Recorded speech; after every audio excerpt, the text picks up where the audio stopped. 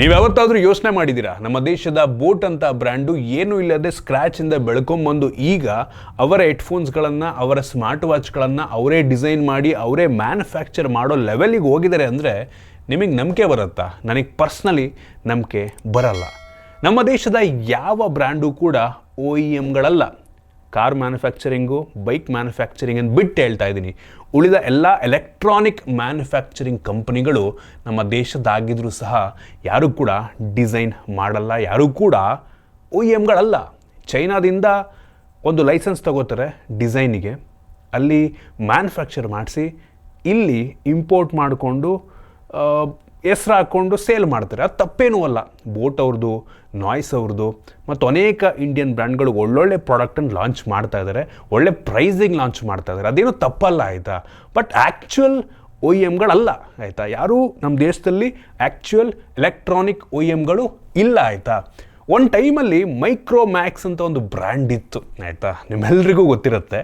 So ಈ Micromax ಅವ್ರು ಏನಪ್ಪ ಮಾಡ್ತಾಯಿದ್ರು ಅಂದರೆ, ಆ ಟೈಮಲ್ಲಿ ಚೈನಾದಲ್ಲಿ ಒಂದು ಫೋನ್ನೇ ರೀಬ್ರ್ಯಾಂಡ್ ಮಾಡಿ ಸೇಲ್ ಮಾಡ್ತಾಯಿದ್ರು. ಅವರು ಒರಿಜಿನಲ್ ಲೈಸೆನ್ಸ್ನ ಕೂಡ ತಗೋತಾ ಇರಲಿಲ್ಲ ಆಯಿತಾ, ಎಕ್ಸ್ಕ್ಲೂಸಿವ್ ಲೈಸೆನ್ಸಿಂಗ್ ಅಂತ ಕೊಡ್ತಾರೆ ಆಯಿತಾ.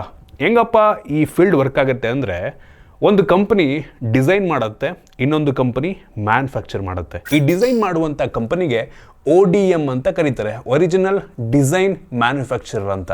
ಅಂದರೆ ಡಿಸೈನ್ನ ಮಾಡೋ ಒಂದು ಕಂಪನಿ ಬೇರೆ, ಮ್ಯಾನುಫ್ಯಾಕ್ಚರ್ ಮಾಡುವಂಥ ಕಂಪನಿ ಬೇರೆ. ಒರಿಜಿನಲ್ ಎಕ್ವಿಪ್ಮೆಂಟ್ ಮ್ಯಾನುಫ್ಯಾಕ್ಚರ್ ಅಂತ ಅಂದರೆ ಅವರು ಆ ಒಂದು ಡಿಸೈನಿಗೆ ಪಾರ್ಟ್ಗಳನ್ನು ಅವರ ಕಂಪನಿಯಲ್ಲೇ ಮ್ಯಾನುಫ್ಯಾಕ್ಚರ್ ಮಾಡುವಂಥವ್ರು.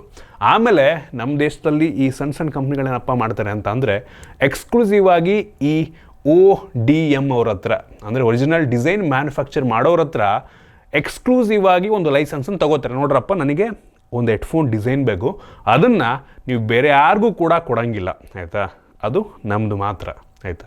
ಸೊ ಆ ಕಂಪ್ನಿಗೆ ಹೇಳಿ ಒಂದು ಹೆಡ್ಫೋನ್ದು, ವಾಚಿಂದು ಒಂದು ಫೋನ್ನ ಡಿಸೈನ್ ಮಾಡಿಸ್ಕೋತಾರೆ, ಅದು ಎಕ್ಸ್ಕ್ಲೂಸಿವ್ ಆಗುತ್ತೆ ಆಯಿತಾ. ಆಮೇಲೆ OEMಗಳ ಹತ್ರ ಮ್ಯಾನುಫ್ಯಾಕ್ಚರ್ ಮಾಡಿಸ್ಕೋತಾರೆ, ಅಲ್ಲಿಂದ ಪಾರ್ಟ್ಗಳು ತಂದು ಇಲ್ಲಿ ಅಸೆಂಬ್ಲಿಯನ್ನು ಮಾಡ್ಕೋತಾರೆ. ಬಟ್ ಮೈಕ್ರೋಮ್ಯಾಕ್ಸ್ ಅವ್ರು ಹಂಗೆ ಮಾಡಲಿಲ್ಲ ಆಯಿತಾ. ಒಂದು ಎಕ್ಸ್ಕ್ಲೂಸಿವ್ ಲೈಸೆನ್ಸನ್ನು ತಗೊಳ್ಳಿಲ್ಲ, ದುಡ್ಡು ಉಳಿಸೋಕ್ಕೋಸ್ಕರ ಆಲ್ರೆಡಿ ಚೈನಾದಲ್ಲಿ ಬೇರೆ ಹೆಸರಿನಲ್ಲಿ ಲಾಂಚ್ ಆಗಿರುವಂಥ ಫೋನ್ಗಳನ್ನೇ ನಮ್ಮ ದೇಶಕ್ಕೆ ತಂದು ರೀಬ್ರ್ಯಾಂಡ್ ಮಾಡಿ ಸೇಲ್ ಮಾಡೋಕ್ಕೆ ಶುರು ಮಾಡ್ತಾರೆ. ಇದೇ ಕಾರಣಕ್ಕೆ ಆ ಕಂಪನಿ ಫೇಲ್ ಆಗಿದ್ದು. ಒಂದು ಟೈಮಲ್ಲಿ ನಮ್ಮ ದೇಶದ ನಂಬರ್ 1 ಬ್ರ್ಯಾಂಡ್ ಆಗಿತ್ತು, ಜಗತ್ತಿನ ಟಾಪ್ 3ಯಲ್ಲಿತ್ತು, ಅದು ಟಾಪ್ 3-4ಗೆ ಬಂದಿತ್ತು. ಆ ಲೆವೆಲ್ ಸೇಲ್ಸನ್ನು ನಮ್ಮ ದೇಶದಲ್ಲಿ ಮಾಡ್ತಾಯಿದ್ರು. ಬಟ್ ಮಾಡಿದ್ದು ಈ ತಪ್ಪು ಅವರು. ಆಗಲೇ ಸ್ವಲ್ಪ ಎಕ್ಸ್ಕ್ಲೂಸಿವ್ ಆಗಿ ಡಿಸೈನ್ಸನ್ನು, ಪ್ರೈಸನ್ನು ಕಾಂಪಿಟೇಟಿವ್ ಆಗಿ ಇಟ್ಟಿದ್ರೆ ನಂಗೆ ಅನ್ನಿಸ್ತಂಗೆ ಅವ್ರು ಸೋಲ್ತಾ ಇರಲಿಲ್ಲ, ಇನ್ನೂ ಈ ಮೈಕ್ರೋಮ್ಯಾಕ್ಸ್ ವ್ಯಾಲ್ಯೂ ಚೆನ್ನಾಗಿರ್ತಾ ಇತ್ತು. ಬಟ್ ಏನು ಮಾಡೋಕ್ಕಾಗಲ್ಲ, ಅವರು ರೀಬ್ರ್ಯಾಂಡ್ ಮಾಡಿದ್ರು. ಕೆಲವೊಂದು ಕಂಪ್ಯಾರಿಸನ್ ನಾನು ನಿಮಗೆ ತೋರಿಸ್ತೀನಿ. ಚೈನಾದಲ್ಲಿ ಬೇರೆ ಬ್ರ್ಯಾಂಡಲ್ಲಿ ಲಾಂಚ್ ಆಗಿದ್ದು ಸೇಮ್ ಮಾಡೆಲ್ ನಮ್ಮ ದೇಶದಲ್ಲಿ ನೋಡಿ ಒಂದು 4 ಫೋನ್ಗಳಿದಾವೆ, ತೋರಿಸ್ತಾ ಇದ್ದೀನಿ ನಾನು. ZTE ಬ್ರ್ಯಾಂಡಿಂದು, ಕೂಲ್ ಪ್ಯಾಡ್ ಬ್ರ್ಯಾಂಡಿಂಗಿಂದು, ಈ ರೀತಿ ಅನೇಕ ರೀಬ್ರ್ಯಾಂಡನ್ನು ಮೈಕ್ರೋಮ್ಯಾಕ್ಸ್ ಅವರು ಆ ಟೈಮಲ್ಲಿ ಮಾಡಿದ್ದಾರೆ. ಸೊ ಹಂಗೆ ಮಾಡಬಾರ್ದಾಗಿತ್ತು. ಬಟ್ ಆದ್ರೂ ಒಂದ್ಸಲ ಯೋಚನೆ ಮಾಡಿ, ಬೋಟ್ ಅಂತ ಕಂಪ್ನಿ, ಬೋಟು, ನಾಯ್ಸು ಎಲ್ಲ ನಮ್ಮ ದೇಶದ ಕಂಪ್ನಿಗಳು ಅದು ಹೆಂಗೆ ಸರ್ವೈವ್ ಆಗ್ತಾ ಇದ್ದಾವೆ, ಏನಕ್ಕೆ ಚೈನೀಸ್ ಕಂಪ್ನಿಗಳ ಅಗೇನ್ಸ್ಟು ಸೋಲ್ತಾ ಇಲ್ಲ? ಆನ್ಸರ್ ತುಂಬ ಸಿಂಪಲ್ಲು, ಪ್ರಾಫಿಟ್ ಮಾರ್ಜಿನ್ನು ಆಯಿತಾ, ಮತ್ತು ಪ್ರಾಫಿಟ್ಟು. ಸೊ ಈ ಹೆಡ್ಫೋನು, ಸ್ಮಾರ್ಟ್ ವಾಚ್ಗಳಲ್ಲಿ ಅಂಥ ಪ್ರಾಫಿಟ್ ಮಾರ್ಜಿನ್ ಇಲ್ಲ, ಪ್ರಾಫಿಟ್ ಜಾಸ್ತಿ ಇಲ್ಲ ಆಯಿತಾ. ಈ ದೊಡ್ಡ ದೊಡ್ಡ ಕಂಪ್ನಿಗಳಿಗೆ, ವಿವೋ, ಓಪೋ, MI ಅಂತ ಕಂಪ್ನಿಗಳಿಗೆ ಈ ಬೋಟ್ ಅವ್ರು ಮ್ಯಾನುಫ್ಯಾಕ್ಚರ್ ಮಾಡುವಂಥ ಸ್ಮಾರ್ಟ್ ವಾಚನ್ನು ತಗೊಂಬರೋದೇನು ತುಂಬ ಕಷ್ಟ ಅಲ್ಲ. ಬಟ್ ಏನಪ್ಪ ಅಂದರೆ, ಈ ಬೋಟು, ನಾಯ್ಸು ಈ ಕಂಪ್ನಿಗಳೆಲ್ಲ ತುಂಬ ಅಫೋರ್ಡಬಲ್ ಆಗಿ ಸೇಲ್ ಮಾಡ್ತಾ ಇದ್ದಾರೆ. ಈ ದೊಡ್ಡ ದೊಡ್ಡ ಕಂಪ್ನಿಗಳು ಆ ಪ್ರೈಸಿಗೆ ಸೇಲ್ ಮಾಡಿದ್ರೆ ಅವ್ರಿಗೆ ಪ್ರಾಫಿಟ್ ಮಾರ್ಜಿನ್ ಇರಲ್ಲ ಜಾಸ್ತಿ. ಅವ್ರಿಗೆ ಸುಮ್ಮನೆ ಬರೋದಕ್ಕಿಂತ ಬೆಟ್ಟಾಕಿ ಈ ಬ್ರ್ಯಾಂಡ್ಗಳು, ಇಂಡಿಯನ್ ಬ್ರ್ಯಾಂಡ್ಗಳು ಬೆಳ್ಕೊಳ್ಳಿ ಅಂದ್ಬಿಟ್ಟು ಸುಮ್ಮನಾಗಿದ್ದಾರೆ ಹೊರತು ಅವ್ರಿಗೆ ಬರೋಕ್ಕಾಗಲ್ಲ ಅಂತ ಅಲ್ಲ. ಅವ್ರಿಗೆ ಇದರಲ್ಲಿ ಜಾಸ್ತಿ ಪ್ರಾಫಿಟ್ ಇದೆ ಅಂತ ಅನ್ನಿಸ್ತಿಲ್ಲ. ಈ ಕಾರಣದಿಂದ ದೊಡ್ಡ ದೊಡ್ಡ ಬ್ರ್ಯಾಂಡ್ಗಳು ಈ 1,000ದಿಂದ 1,500 ರೇಂಜಲ್ಲಿ ಸಿಗುವಂಥ ಸ್ಮಾರ್ಟ್ ವಾಚ್ಗೆ ಕಾಂಪಿಟೇಷನ್ ಕೊಡ್ತಿಲ್ಲ, ಮತ್ತು 600, 700, 800 ರೂಪಾಯಿ ಸಿಗುವಂಥ ಟ್ರೂ ವೈರ್ಲೆಸ್ ಇಯರ್ಬಡ್ಗಳಿಗೆ ಯಾರು ಕಾಂಪಿಟೇಷನ್ ಕೊಡ್ತಿಲ್ಲ. ಏನಕ್ಕೆ ಅಂದರೆ ಅವ್ರಿಗೆ ಪ್ರಾಫಿಟ್ ಕಾಣ್ತಿಲ್ಲ ಈ ಜಾಗದಲ್ಲಿ. ಅದರಿಂದ ಈ ಬೋಟು, ನಾಯ್ಸು, ಇನ್ನು ಅನೇಕ ನಮ್ಮ ಇಂಡಿಯನ್ ಬ್ರ್ಯಾಂಡ್ಗಳಿದಾವಲ್ವ, ಅದರಿಂದ ಈ ಫೀಲ್ಡಲ್ಲಿ ಸರ್ವೈವ್ ಆಗ್ತಾ ಇದ್ದಾವೆ. ತುಂಬ ಸಿಂಪಲ್ ಆಯಿತಾ. ಇನ್ನು ಆಗಲೇ ಹೇಳ್ದಂಗೆ ಈ OEMಗಳೇನಿದ್ದಾರೆ ಅವರು ಬೇರೆ ಬೇರೆ ಕಂಪನಿಗಳಿಗೆ ಮೊಬೈಲ್ ಡಿಸೈನ್ನ ಕೂಡ ಮಾಡಿಕೊಡ್ತಾರೆ. ನೀವು ನಂಬಲ್ಲ, ಆಪಲ್ನವರು ಹೇಳೋ ಪ್ರಕಾರ ಅವರ ಫೋನ್ಗಳ ಡಿಸೈನ್ನ ಅವರೇ ಮ್ಯಾನುಫ್ಯಾಕ್ಚರ್ ಮಾಡ್ತಾರೆ ಆಯಿತಾ. Design by apple, manufactured in China, India ಅಂತೆಲ್ಲ ಇರುತ್ತೆ. ಹೌದು, ಆಪಲ್ನವರು ಅವ್ರ ಫೋನ್ ಅವ್ರು ಮ್ಯಾನುಫ್ಯಾಕ್ಚರ್ ಮಾಡೋದೇ ಇಲ್ಲ ಆಯಿತಾ. ಅವ್ರು ಹೇಳ್ಕೊಳಕ್ಕೆ ಒ ಎಮ್ಗಳು ಅಷ್ಟೇ, ಬಟ್ ಅವ್ರ ಫೋನ್ನ ಫಾಕ್ಸ್ಕಾನ್ ರೀತಿ ಕಂಪನಿಗಳು ಅಸೆಂಬ್ಲಿ ಮಾಡ್ತಾರೆ, ಮ್ಯಾನುಫ್ಯಾಕ್ಚರ್ ಮಾಡ್ತಾರೆ. ನಮ್ಮ ದೇಶ ಟಾಟಾದವರು ಕೂಡ ರೀಸೆಂಟಾಗಿ ನಮ್ಮ ದೇಶದಲ್ಲಿ ಅಸೆಂಬ್ಲಿ ಮಾಡೋದಕ್ಕೆ ಶುರು ಮಾಡಿದ್ದಾರೆ. ಡಿಸೈನ್ನ ಕೂಡ ನೀವು ನಂಬಲ್ಲ, ಆಪಲ್ನವರು ಎಷ್ಟೋ ಸಲ ಬೇರೆ ಕಂಪನಿಗಳಿಗೆ ಈ ODM ಅಂತ ಏನಂದರೆ ಒರಿಜಿನಲ್ ಡಿಸೈನ್ ಮ್ಯಾನುಫ್ಯಾಕ್ಚರ್ಗಳಿಗೆ ಔಟ್ಸೋರ್ಸ್ ಮಾಡ್ತಾರೆ ಆಯಿತಾ. ಆಪಲ್ನೂ ಕೂಡ ಅವ್ರ ಫೋನ್ಗಳದ್ದು ಕೆಲವೊಂದು ಟೈಮು ಡಿಸೈನ್ಸನ್ನು ಹೊರಗಡೆ ತಗೋತಾರೆ, ಬಟ್ ಗೊತ್ತಾಗಲ್ಲ ಅದೆಷ್ಟೋ ಸಲ. ನೀವು ನಂಬಲ್ಲ, ಸ್ಯಾಮ್ಸಂಗ್ ಅವರು ಕೂಡ ಡಿಸೈನ್ನ ಬೇರೆ ಕಂಪ್ನಿಯವ್ರ ಹತ್ರ ಮಾಡಿಸ್ತಾರೆ, ಅವ್ರ ಫೋನ್ ಡಿಸೈನ್ನ. ಅಂದರೆ ಅವ್ರ ಫೋನ್ ಯಾವ ರೀತಿ ಕಾಣಬೇಕು, ಕ್ಯಾಮ್ರಾ ಮಾಡ್ಯೂಲ್ ಯಾವ ರೀತಿ ಇರಬೇಕು, ಒಳಗಡೆ ಅಸೆಂಬ್ಲಿ ಯಾವ ರೀತಿ ಆಗಬೇಕು, ಇದೆಲ್ಲ ಫುಲ್ ಡಿಸೈನು ಆಯಿತಾ. ಇದೆಲ್ಲದನ್ನು ಕೂಡ ಹೊರಗಡೆ ಮಾಡಿಸ್ತಾರೆ. ವಿವೋ, ಓಪೋ, ಈವನ್ ಮೋಟೋ ಕೂಡ ಅಷ್ಟೇ, ತುಂಬ ಬ್ರ್ಯಾಂಡ್ಗಳು ಅವರ ಡಿಸೈನ್ಸನ್ನು ಬೇರೆ ಕಡೆಯಿಂದ ತಗೋತಾರೆ ಆಯಿತಾ. ನಾನು ನಿಮಗೆ ಒಂದು ಸ್ಟ್ಯಾಟಿಸ್ಟಿಕ್ಸನ್ನು ತೋರಿಸ್ತಾ ಇದ್ದೀನಿ. ಈ ODMಗಳ ಲಿಸ್ಟು ನಾನು ನಿಮಗೆ ನೋಡಿ, ಎಲ್ಲ ಚೈನೀಸ್ ಕಂಪ್ನಿಗಳೇ ಆಯಿತಾ. ಇದ್ಯಾವುದೋ ಹುವಾಕ್ಯೂನ್ ಅಂತೆ, ಲಾಂಗ್ ಚಿಯರ್ ಅಂತ, ಇವರೆಲ್ಲ ಏನಪ್ಪ ಅಂದರೆ ಡಿಸೈನ್ ಮಾಡುವಂಥ ಕಂಪನಿಗಳು.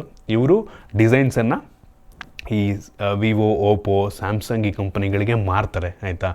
ಅದೇ ಕಾರಣಕ್ಕೆ ಎಷ್ಟೋ ಸಲ ಈ ಸ್ಮಾರ್ಟ್ಫೋನ್ಗಳು ನೋಡೋಕ್ಕೆ ತುಂಬ ಬೇರೆ ಬೇರೆ ಬ್ರ್ಯಾಂಡ್ ಆಗಿದ್ರು ಕೂಡ ತುಂಬ ಸಿಮಿಲರ್ ಇರುತ್ತವೆ. ಇತ್ತೀಚೆಗೆ ಬರ್ತಿರುವಂಥ ಫ್ಲಿಪ್ ಫೋನ್ಗಳ ಡಿಸೈನು ತುಂಬ ಸಿಮಿಲರ್ ಇದೆ. ಏನಕ್ಕೆಂದರೆ ಎಲ್ಲ ಒಂದೇ ಥರ ಇರ್ತವೆ, ಸಿಮಿಲರ್, ಗೊತ್ತಾಗಲ್ಲ ಯಾವ್ಯಾವ ಫೋನ್ ಏನೇನು ಅಂತ. ಸೊ ಈ ರೀತಿ ಆಗಿರುತ್ತೆ, ಒಂದೇ ಕಂಪನಿ ಡಿಸೈನ್ ಮಾಡಿರುತ್ತೆ ಅಂತ ಮೇಜರ್ ಡಿಫ್ರೆನ್ಸ್ ಇರಲ್ಲ.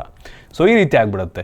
ಸೊ ಈ ODMಗಳ ಹತ್ರ ಈ OEMಗಳು ಡಿಸೈನ್ ತೊಗೊಂಬಿಟ್ಟು ಮ್ಯಾನುಫ್ಯಾಕ್ಚರಿಂಗನ್ನು ಮಾಡ್ತಾರೆ ಆಯಿತಾ. ಈ ODMಗಳಿಗೆ ಅಂದರೆ ಡಿಸೈನ್ ಮಾಡೋದಕ್ಕಾಗಲ್ಲ ಅಂತ ಅಲ್ಲ, ಕೆಲವೊಂದು ಟೈಮು ಹೊರಗಡೆ ತರಿಸ್ಕೊಂಡ್ರೆ ಅವ್ರಿಗೆ ಕಾಸ್ಟ್ ಎಫೆಕ್ಟಿವ್ ಅಂತ ಅನ್ನಿಸ್ಬೋದು. ಸೊ ಒಂದೊಂದು ಕಂಪ್ನಿ, ಒಂದೊಂದು OEMಗಳ ಹತ್ರ ಡಿಸೈನ್ ಕೆಪಬಿಲಿಟಿ ಇರಲ್ಲ, ಬಟ್ ಮ್ಯಾನುಫ್ಯಾಕ್ಚರಿಂಗ್ ಮಾಡೋದಕ್ಕೆ ಅವ್ರ ಹತ್ರ ಕೆಪಾಸಿಟಿ ಇರುತ್ತೆ. ಸೊ ಈ ಕಾರಣದಿಂದ ಈ OEMಗಳು ODM ಹತ್ರ ಡಿಸೈನ್ ತೊಗೊಂಡು ಫೋನ್ಗಳನ್ನ ಮ್ಯಾನುಫ್ಯಾಕ್ಚರ್ ಮಾಡ್ತಾರೆ. ನಾನೊಂದು ಆರ್ಟಿಕಲ್ನ ನಿಮಗೆ ತೋರಿಸ್ತೀನಿ ಆಯಿತಾ. ಸೊ ಈ ಆರ್ಟಿಕಲ್ನಲ್ಲಿ ನೀವು ನೋಡ್ಬೋದು, ಈ ಲಾಂಗ್ ಚಿಯರ್ ಅಂತ ಒಂದು ಕಂಪನಿ, ಈ ಕಂಪ್ನಿಯವರು ಶಾಮಿ, ಹುವಾವೆ ಮತ್ತು ಮೋಟ್ರೋಲಾ ಬ್ರ್ಯಾಂಡ್ಗಳಿಗೆ ಡಿಸೈನ್ ಮಾಡಿಕೊಡ್ತಾರೆ, ಫೋನ್ಗಳು ಡಿಸೈನ್ ಮಾಡಿಕೊಡ್ತಾರೆ. ಮತ್ತು ಮೊಬಿವೈರ್ ಅಂತ, ಇದು ಟ್ರಾನ್ಷನ್ ಗ್ರೂಪ್, ಟ್ರಾನ್ಷನ್ ಅಂತ ಅಂದರೆ ಇನ್ಫಿನಿಕ್ಸು, ಟೆಕ್ನೋ ಮತ್ತು ಇನ್ನೊಂದು ಯಾವುದೋ ಬ್ರ್ಯಾಂಡ್ ಇದೆ, ಐಟೆಲ್ಲು. ಸೊ ಇದಕ್ಕೆ ಡಿಸೈನ್ ಮ್ಯಾನುಫ್ಯಾಕ್ಚರ್ ಮಾಡಿಕೊಡ್ತಾರೆ. ಈ ರೀತಿ ಅನೇಕ ಕಂಪ್ನಿಗಳು, ಅವ್ರ ಮಾರ್ಕೆಟ್ ಶೇರ್ ನಾನು ನಿಮಗೆ ತೋರಿಸ್ತಾ ಇದ್ದೀನಿ. ಲಾಂಗ್ ಚಿಯರು, ವಿನ್ನು ಮತ್ತು ವಿಂಗ್ ಟೆಕ್ ಅಂತೆ, ಟಿನ್ನೋ ಅಂತೆ, ಮೊಬಿವೈರ್, ಈ ರೀತಿ ಕಂಪನಿಗಳು ಡಿಸೈನ್ ಮಾಡಿಕೊಡ್ತಾರೆ. ಹಂಗಂತ ಈ ಬೋಟು, ನಾಯ್ಸು, ಫೈರ್ ಬೋಲ್ಟ್ ಅಂತ ಕಂಪನಿಗಳು ಇದನ್ನು ಗ್ರ್ಯಾಂಟೆಡಾಗಿ ತಗೊಂಡ್ರೆ ತುಂಬ ಕಷ್ಟ ಇದೆ. ಒಂದು ಟೈಮಲ್ಲಿ ಲಾವಾ, ಮೈಕ್ರೋಮ್ಯಾಕ್ಸು, ಕಾರ್ಬನ್ ಅಂತ ಕಂಪನಿಗಳು ನಮ್ಮ ಇಂಡಿಯನ್ ಮೊಬೈಲ್ ಇಂಡಸ್ಟ್ರಿಯನ್ನು ಆಳ್ತಾ ಇದ್ವು, ಟಾಪಲ್ಲಿದ್ದರು. ಆ ರೀತಿಯೇ ಈ ಬೋಟು, ನಾಯ್ಸ್ ಕಂಪ್ನಿಗಳಾಗೋ ಸಾಧ್ಯತೆ ಇರುತ್ತೆ. ಅವರು ಡಿಸೈನ್ನ ಎಕ್ಸ್ಕ್ಲೂಸಿವ್ ಆಗಿ, ಮ್ಯಾನುಫ್ಯಾಕ್ಚರ್ನ ಪ್ರಾಪರಾಗಿ ಮಾಡಿಲ್ಲ ಅಂದರೆ, ಹಿಂಗೆ ತುಂಬ ಇಂಪೋರ್ಟ್ ಮಾಡಿ ವೈಟ್ ಲೇಬಲ್ ಮಾಡಿ ನಮ್ಮ ದೇಶದಲ್ಲಿ ಸೇಲ್ ಕಂಟಿನ್ಯೂ ಮಾಡಿದ್ರೆ, ಒಂದಿನ ಇನ್ನೊಂದು ಚೈನೀಸ್ ಕಂಪ್ನಿನ ಬಂದು ಪಕ್ಕ ಈ ಸಣ್ಣ ಪುಟ್ಟ ಈ ಫೀಲ್ಡನ್ನು ಬಿಡಲ್ಲ, ಇದನ್ನು ಕೂಡ ಕವರ್ ಮಾಡ್ಕೊಂಡ್ಬಿಡ್ತಾರೆ. ಆ ಟೈಮಲ್ಲಿ ಈ ವಿವೋ, ಓಪೋ, ಶಾಮಿ ಈ ಕಂಪ್ನಿಗಳೆಲ್ಲ ಬಂದ್ಬಿಟ್ಟು ನಮ್ಮ ಲಾವಾ, ಕಾರ್ಬನ್ನು ಮತ್ತು ಮೈಕ್ರೋಮ್ಯಾಕ್ಸ್ ಕಂಪ್ನಿಗಳನ್ನು ತುಳಿದ್ಬಿಟ್ಟು ಹೋಗ್ಬಿಟ್ರು. ಟಾಪಲ್ಲಿ ಇದ್ದದನ್ನೆಲ್ಲ ಈಗ ಲಿಟ್ರಲ್ ಲೆಕ್ಕಕ್ಕೆ ಹೇಳ್ದಂಗೆ ಮಾಡಿಬಿಟ್ಟವ್ರೆ. ಸೊ ಆ ರೀತಿ ಆಗಬೇಕಾಗತ್ತೆ, ಕಷ್ಟ ಇದೆ ಆಯಿತಾ. ನಮ್ಮ ದೇಶದಲ್ಲಿ OEMಗಳು ಶುರು ಆಗಬೇಕು. OEMಗಳು ಈಗಲೂ ಇಲ್ಲ ಗುರು, ಈಗ ಹೇಳ್ತೀನಿ, ಈಗಲೂ ಇಲ್ಲ. ಈಗಲೂ ಪಾರ್ಟ್ಗಳನ್ನ ಚೈನಾದಿಂದ ತರಿಸ್ಬಿಟ್ಟು ಇಲ್ಲಿ ಅಸೆಂಬ್ಲಿ ಮಾಡ್ತಾರೆ ಅಷ್ಟೇ, ನಾಮಕಾವಸ್ಥೆ ಅಸೆಂಬ್ಲಿ ಅಷ್ಟೇ. ಡಿಸೈನು ಮಾಡಲ್ಲ, ಇಲ್ಲಿ ಯಾರು ಮ್ಯಾನುಫ್ಯಾಕ್ಚರ್ ಮಾಡಲ್ಲ. ಆ ಲೆವೆಲ್ ಟೆಕ್ನಾಲಜಿ ನಮ್ಮ ದೇಶದಲ್ಲಿ ಸದ್ಯಕ್ಕೆ ಇಲ್ಲ ಆಯಿತಾ. ಬರುತ್ತೆ, 100% ಬರುತ್ತೆ, ಅದು ಯಾವ ಕಾಲಕ್ಕೆ ಬರುತ್ತೆ ಗೊತ್ತಿಲ್ಲ, ಆಗಬೇಕು ಒಟ್ಟಿಗೆ. ಈ ಬೈಕು ಮತ್ತು ಈ ಆಟೋಮೊಬೈಲ್ ಫೀಲ್ಡ್ ಯಾವ ರೀತಿ ನಮ್ಮ ದೇಶದಲ್ಲಿ ಡೆವಲಪ್ ಆಗಿದೆಯೋ ಆ ಲೆವೆಲಿಗೆ ಆಗಬೇಕು, ಆಗ ನೋಡಿ ನೆಕ್ಸ್ಟ್ ಲೆವೆಲ್ ಇರುತ್ತೆ. ಸೊ ಇದಿಷ್ಟು ಈ ಒಂದು ಸಣ್ಣ ಇನ್ಫಾರ್ಮೇಷನ್. ಐ ಹೋಪ್ ನಿಮಗೆ ಯೂಸ್ಫುಲ್ ಆಗಿದೆ, ಕೆಲವೊಂದು ಹೊಸ ವಿಷಯವನ್ನು ತಿಳ್ಕೊಂಡಿದ್ದೀರಾ ಅಂತ ಅನ್ಕೋತೀನಿ. ಇಷ್ಟ ಆಗಿದ್ದರೆ ಲೈಕ್ ಮಾಡಿ, ಶೇರ್ ಮಾಡಿ. ಇದೇ ರೀತಿ ನಮ್ಮ ಬೇರೆ ಬೇರೆ ವಿಡಿಯೋಗಳಿಗೆ ನಮ್ಮ tech in Kannada YouTube channel subscribe ಮಾಡ್ಕೊಂಡಿಲ್ಲ ಅಂದರೆ ಈಗಲೇ ಸಬ್ಸ್ಕ್ರೈಬ್ ಮಾಡ್ಕೊಳ್ಳಿ ಮತ್ತು ಬೆಲ್ ಐಕಾನ್ ಕೂಡ ಕ್ಲಿಕ್ ಮಾಡ್ಬೋದು. ಸಿಗೋಣ ಮುಂದಿನ ವಿಡಿಯೋದಲ್ಲಿ.